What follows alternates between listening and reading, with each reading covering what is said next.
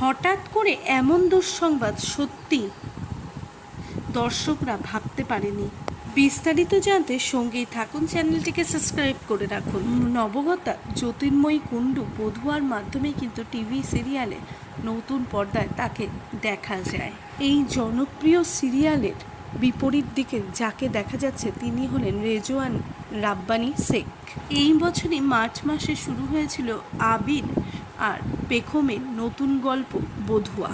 এই সিরিয়ালটি প্রচণ্ডই জনপ্রিয় হয়, কিন্তু গল্পের শুরুতেই দর্শকরা প্রচণ্ডভাবে এক্সাইটেড ছিল যে গল্পটি কেমন হবে। তখন মনে করা হচ্ছিল শক্তিশালী প্রতিপক্ষকে কড়া টক্কর দেবে বধুয়া।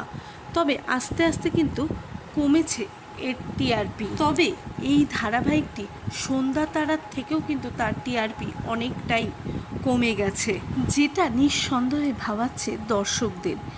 সন্ধ্যে 7:30টায় শুরু হওয়া আইপিএলের জন্যই কি এমনটা হচ্ছে? নতুন চমক যতই আসুক না কেন কোনো লাভ হচ্ছে না। এরই মধ্যে খবর পাওয়া গেল যে স্টার জলসায় আসছে আবার দুটি নতুন সিরিয়াল, আর তার প্রথম নায়ক মানে নতুন সিরিয়ালের প্রথম সিরিয়ালটির নায়ক কিন্তু হতে চলেছে প্রতীক সেন। তাই কিন্তু টেলিপাড়াতে প্রচণ্ড গুঞ্জন শোনা যাচ্ছে যে যদি সন্ধ্যে 7:30টায় চলা বধুয়ার টিআরপি যদি না বাড়ে তাহলে কিন্তু আইপিএলের পরে খুব শীঘ্রই 7:30টার স্লট থেকে সরে যাবে বধুয়া।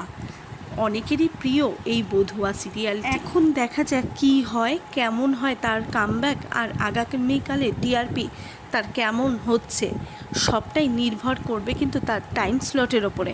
তা তোমাদের কি মতামত এই বিষয়ে?